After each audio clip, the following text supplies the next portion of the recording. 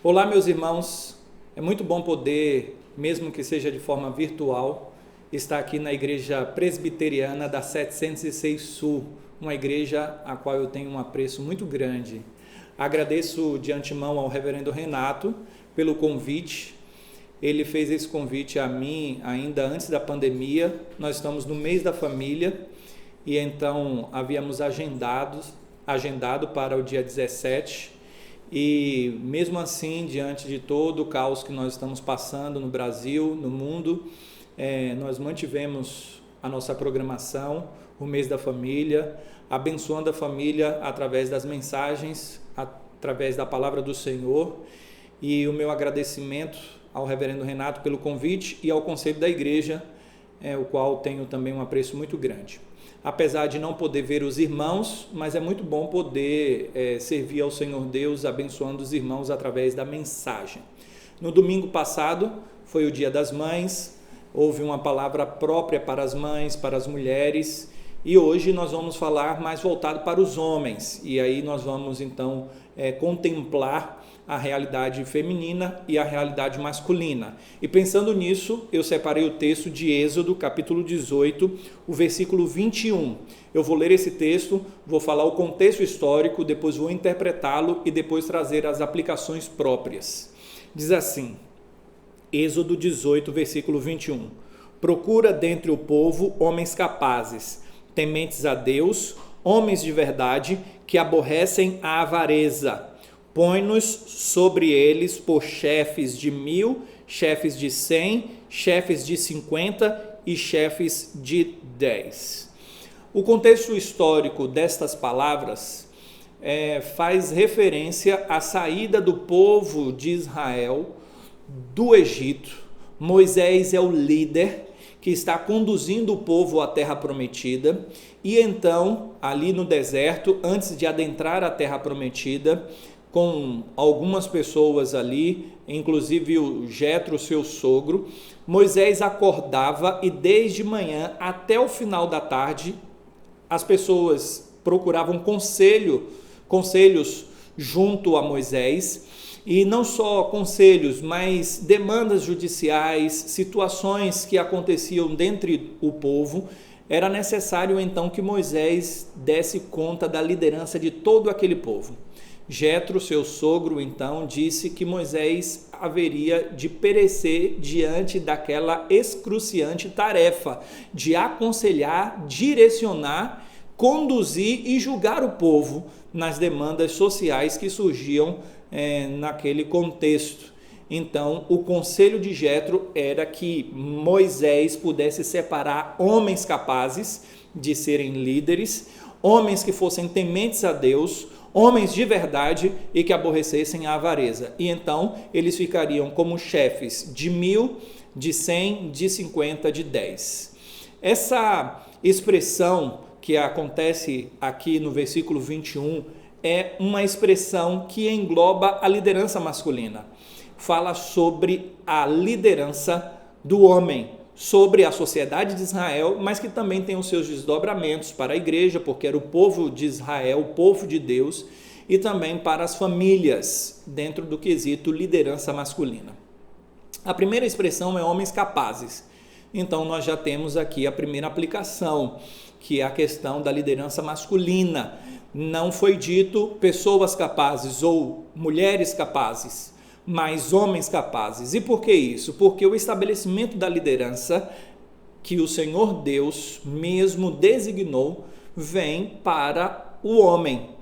Quando olhamos para a criação, vemos que Deus primeiro criou o homem, depois a mulher.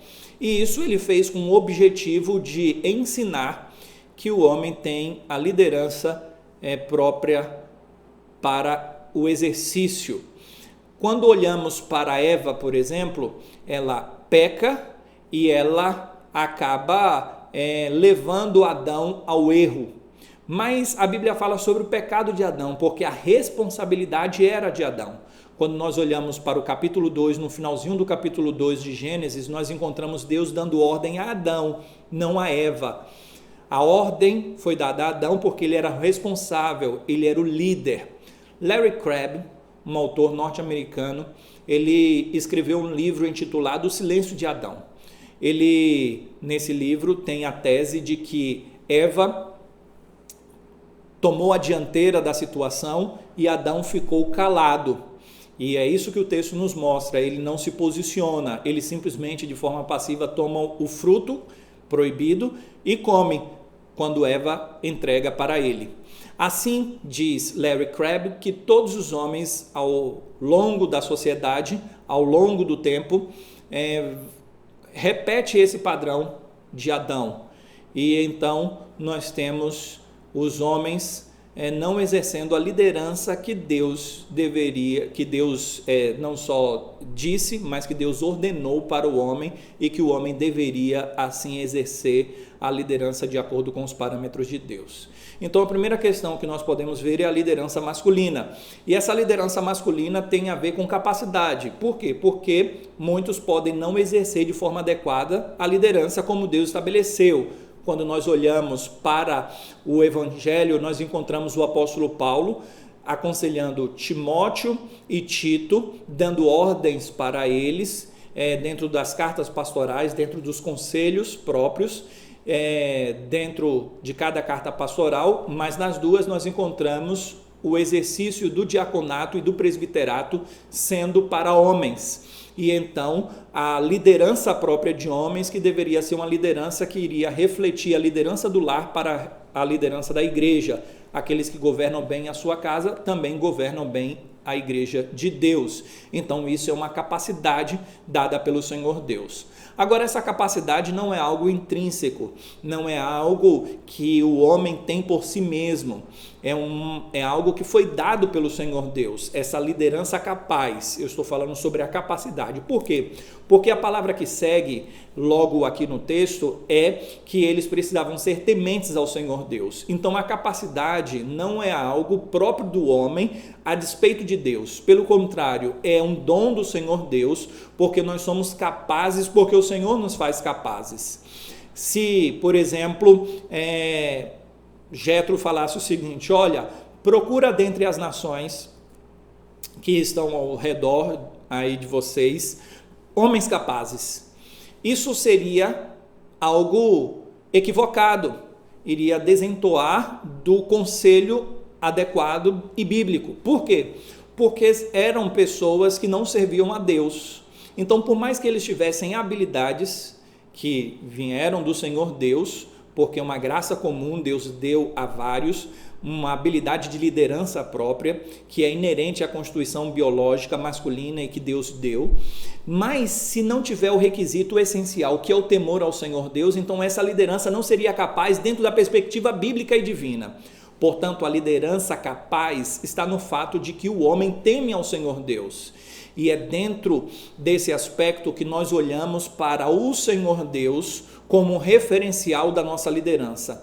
Então, o desdobramento e a aplicação própria é que na sociedade, e aqui no contexto bíblico, a sociedade está ligada ao serviço do Senhor Deus, porque era uma nação que estava surgindo, era a nação de Israel, mas era também o povo de Deus. Então uma liderança adequada dentro da questão social e da igreja, vamos dizer assim, como aplicabilidade, povo de Deus.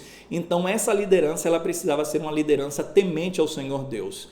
E o desdobramento adequado é que isso também reflete no lar. Então um lar que serve ao Senhor Deus tem a figura masculina que é temente ao Senhor Deus e que conduz os seus de forma adequada. Agora, lógico que nós sabemos que existem lares onde a presença masculina não é efetiva em vários aspectos, como por exemplo, pela omissão do homem ou pelo fato do homem não ser cristão. Então a mulher, ela exerce a função que era do marido, não porque é um desajuste no sentido dela, de exercer algo que não lhe era obrigatório. Não é essa a questão, é porque na falta ela realmente precisa exercer, ela precisa ensinar os filhos o caminho da fé ou coisa dessa natureza. Pode ser até uma falta mesmo literal, pela morte do marido ou outros aspectos. Esse não é um aspecto que nós estamos abordando, nós estamos querendo abordar um aspecto de um lar ajustado, onde a figura masculina se faz presente, onde há um temor ao Senhor por parte do homem, e o homem que serve a Deus, ele assume a responsabilidade do seu lar, servindo ao Senhor com integridade de coração, conduzindo os seus na oração, na leitura da palavra e amando ao Senhor de forma adequada. A expressão que vem em seguida é homens de verdade. Interpretando o texto, a comparação de homens de verdade, porque quando fala assim, homens de verdade, então existem homens de mentira, mas o que está sendo dito aqui é que homens que exercem a masculinidade e que têm a hombridade de viver de acordo com o padrão que Deus estabeleceu. O que está sendo dito aqui, o que está sendo referido aqui, é que as crianças, e aí a comparação não é com as mulheres, a nossa mente no século 21 tende a pensar que homens de verdade, então são homens que não são afeminados. Não é isso. A comparação é com crianças. Por quê? Porque as crianças precisam ser lideradas. E o homem, ele precisa liderar. Então, naquela cultura, não existia algo pernicioso de uma comparação e de uma distorção entre os sexos, como há hoje. Lógico que existiam os problemas próprios daquela época, mas hoje em dia, com o avanço do feminismo, é que nós encontramos as complicações próprias da realidade do tempo presente. Quando nós olhamos para as pautas feministas, nós encontramos uma distorção dos papéis, uma distorção na sociedade que procura fazer com que o homem venha a se retrair cada vez mais e as mulheres vão avançando ao ponto de colocar o homem de escanteio, e quando isso não acontece, é uma independência que é buscada no aspecto de que o homem deve viver separado da mulher e a mulher separada do homem. E aí nós encontramos uma distorção não só de papéis, mas da própria estrutura familiar. E nós precisamos, portanto, entender que o Evangelho do Senhor restaura todas as coisas, inclusive a nossa cosmovisão. A nossa visão de mundo não é uma visão baseada na sociedade. Uma sociedade que promove um feminismo de uma luta pela revolução sexual, uma luta por independência, uma luta pelo igualitarismo, que é uma filosofia que diz que homens e mulheres são iguais, e essas filosofias elas acabam degladiando-se com as filosofias bíblicas e cristãs. E eu falo filosofias bíblicas e cristãs no sentido, entre aspas, no aspecto de cosmovisões. Então as nossas cosmovisões estão alicerçadas na palavra do Senhor Deus e norteadas pela palavra do Senhor Deus. E o quarto e último aspecto é o aspecto de aborrecer a avareza. Esse aborrecer a avareza tem eco no Novo Testamento, quando o Senhor Jesus, no Sermão do Monte, fala sobre aborrecer a Mamon e amar a Deus, ou o inverso, no sentido de aborrecer a Deus quando se ama a Mamon. São amores concorrentes. No caso, se nós tivermos o dinheiro como nosso Deus, nós não teremos o Deus verdadeiro como nosso Senhor. Mas se nós formos conduzidos por Deus, nós haveremos de usar o dinheiro de forma adequada e não sermos dominados pelo dinheiro. Nós sabemos que o dinheiro é um bom empregado, mas é um péssimo patrão. Nós não podemos ser dominados pelo dinheiro, mas nós devemos usar o dinheiro para a glória do nome do Senhor. E aqui tem uma aplicação muito própria para as famílias. No texto específico, a interpretação própria é que eles seriam juízes, eles iriam julgar as causas das nações, da nação de Israel. Mas essa causa julgada pela nação de Israel deveria ser isenta do amor ao dinheiro, dessa avareza. Eles deveriam aborrecer a avareza porque eles poderiam pender para o lado daquele que fosse mais poderoso, daquele que fosse rico. Então ele deveria ter essa isenção no aspecto do juízo, debaixo não do valor monetário, mas debaixo do valor divino. Ele deveria julgar de forma justa. E a aplicabilidade para o lar, como eu gostaria de trazer, é que quando nós amamos ao dinheiro, quando nós não aborrecemos a avareza, mas quando nós somos apegados, nós vamos buscar dentro da nossa liderança algo que seja pecuniário, financeiro, de uma forma tão célere, nós vamos buscar, que nós vamos deixar de lado a nossa liderança piedosa, servindo ao Senhor, conduzindo os nossos familiares debaixo da vontade do Senhor e debaixo da palavra de Deus. Logo, o texto do versículo 21 termina que eles seriam líderes de 1.000, de 100, de 50 e de 10. Essa liderança, ela seria uma liderança que haveria de fazer com que alguns tivessem uma carga maior do que outros. E é certo que dentro da sociedade todos os homens precisam exercer a liderança deles, mas não são exercidas as lideranças de forma que todos têm a mesma demanda. Existem alguns que têm uma demanda muito mais pesada do que outros. É por isso que a capacidade, o temor, a busca ao Senhor Deus vai fazer com que nós sejamos mais qualificados para a obra que o Senhor tem para nós. E o que é necessário para a capacidade do homem ser efetiva e agradar a Deus é a união de todos esses aspectos aqui colocados. Homens capazes, homens que sejam tementes ao Senhor Deus, homens de verdade e que aborreçam a avareza. Gostaria de concluir dizendo que o Senhor Jesus é o Senhor da nossa vida e da nossa história. Ele é o homem por excelência, que morreu por nós na cruz e a sua liderança trouxe-nos a salvação. O apóstolo Paulo disse que Deus, sendo rico em misericórdia, nos amou com amor profundo. E Jesus, sendo rico, se fez pobre por amor de nós, para que nós nos tornássemos ricos. Não ricos no sentido financeiro, mas ricos da graça do Senhor Deus. Ele nos conduziu para o Pai. Ele é o líder por excelência. E o apóstolo Paulo, em um outro momento, ele fala sobre o marido que precisa ser igual a Cristo, uma liderança sacrificial, uma liderança que ama, uma liderança que conduz para perto do Senhor, assim como Cristo amou a igreja e morreu por ela. Assim também nós, homens, temos sobre os ombros uma responsabilidade enorme. Imagine a nossa responsabilidade, sermos comparados através da analogia com Jesus, através da nossa liderança sacrificial.